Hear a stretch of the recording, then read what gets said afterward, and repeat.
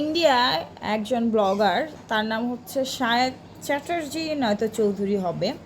সে একটা রেস্টুরেন্টে যায়। ইন্ডিয়ায় অনেক বড় রেস্টুরেন্ট ছিল, ওই রেস্টুরেন্টটা হচ্ছে অনেক বড় একটা রেস্টুরেন্ট। সেখানে যাওয়ার পর সে মাটন স্টিক অর্ডার করে। দেন অর্ডার করার পর তাকে আনফর্চুনেট দেওয়া হয় বিফ স্টিক। তো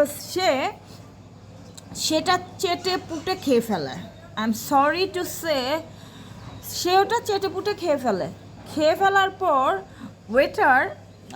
ওয়েটার মুসলিম ছিল। ওয়েটার নিয়ে আসে মাটন স্টিক অ্যান্ড ওনাকে ইনশিওর করে যে এটা মাটন স্টিক, প্রথমেরটা আপনাদের বিফ স্টিক ছিল। সে তখন ওয়েটারের উপরে চড়ে গিয়ে বলে, হ্যাঁ আপনি জানেন না আমি ব্রাহ্মণ, আপনি জানেন না আপনি জানেন না আমি সেটা। তারপরে এটা বলার পরে সে অনেক ধরনের রুডলি ব্যবহার করে, যা আমরা ব্লগে দেখতেছি, প্রত্যেকটা সোশ্যাল সাইডে আমরা দেখতে পারতেছি। তো আমার কোশ্চেন হচ্ছে, ভাই আপনি চেটেপুটে গরুর মাংস খেয়ে ফেললেন, আপনাদের গৌমাতাকে খেয়ে ফেললেন, আপনি জানতেও পারলেন না, বুঝলেনও না এত মজা গরুর মাংস। আপনি তো স্বীকার করবেন যে না মজা ছিল গরুর মাংসটা। আই এম সরি, এখানে রিলিজিয়ন নিয়ে কোনো কথা উঠতেছে না, এখানে ধর্ম নিয়ে কোনো কথা উঠতে। ওই লোকটা যদি আপনাকে জেনে বুঝে দিত, মানে আপনার সাথে কোনো ধরনের ইস্যু করে দিত যে না তাকে আমি গরুর মাংস খাওয়াবো, তাহলে সে অবশ্যই নেক্সটে আইনা বলতো না মাটনটা যে আপনার এটা মাটন, আগে ছিল বিফ। সো ওই ওয়েটারটার কোনো দোষ নাই। ওয়েটারটা যে ইনোসেন্ট, সে তার একটা টেস্টলেস পারসন, যে নাকি গরুর মাংস আর খাসির মাংসর টেস্ট বোঝে না, ইন্ডিয়ার শায়ক, সে ওয়েটারকে বলে যে আমি যদি আপনাকে জোর করে শুয়োর খাওয়াই দিই, কেন ওয়েটার কি আপনাকে জোর করে গরুর মাংস খাওয়াইছিল? আপনি এই কথাটা বললেন কেন? আপনার টেস্টলেস, আপনি মুখের স্বাদ বোঝেন না, এটা আপনার ফল্ট।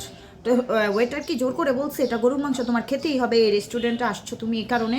এটা তো বলে নাই। তাহলে আপনি কীভাবে ভিডিওর মধ্যে বললেন আমি যদি আপনাকে শুয়োরের মাংস খাওয়াই দিই, কেন খাওয়াবেন? আমরা প্রত্যেকটা স্বাদ বুঝি, আমরা আছে না আপনার মতো টেস্টলেস না।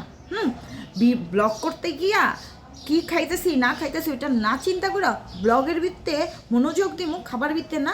এই জন্যই তো ফলটা হয়েছে না? এই কথা বলার আগে 3বার ভাবা উচিত ছিল আপনার।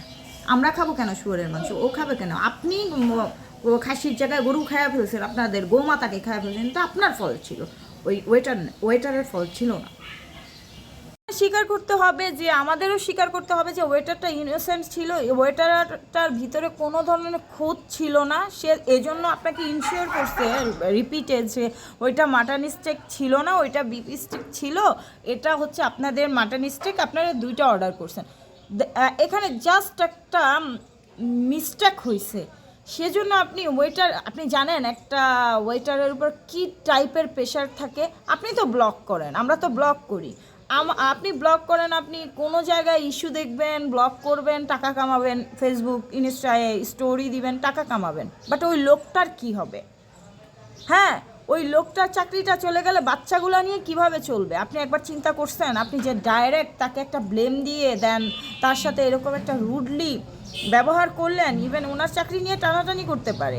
আর আপনারা যেভাবে মুসলিমদের উপর ঝাঁকাইয়া পড়তেছে আপনাদের দেশের মানুষগুলা, এরা তো আরও খেপে যেতে পারে। আপনার তো বোঝা উচিত ছিল। আপনি খাচ্ছেন দাচ্ছেন চেটে পুটে খেয়ে, আপনার খেয়ালও নয়, আপনি বুঝতেও পারেন না এটা গরুর মাংস ছিল। বাট ওয়াই আপনি বুঝতে পারেন না? আপনি কি টেস্টলেস পারসন? আপনার কি মুখে কোনো স্বাদ নাই, জাপান তাই খান? এরকম তো না। তাহলে ওই লোকটার উপর ব্লেম দিচ্ছেন কেন? ফুটেজ খাইতে না? এটা কোন ধরনের কথা হইল ভাই? এখনও মানবতা আছে, মনুষ্যত্ব রাখেন, মানুষকে ভালোবাসেন, জেনে বুঝে মানুষকে নিয়ে কথা বলেন। লোকটা যে ইনোসেন্ট তা প্রকাশ করছে, সে কোনো ধরনের ফল্ট করে না। ফল্ট আপনি করছেন, আপনারা পুরো টেবিল ফাঁকা করে দিলেন খাইয়া, চেটেপুটে প্লেট পরিষ্কার করে দিলেন, বুঝতেই পারলেন না। This is not fair.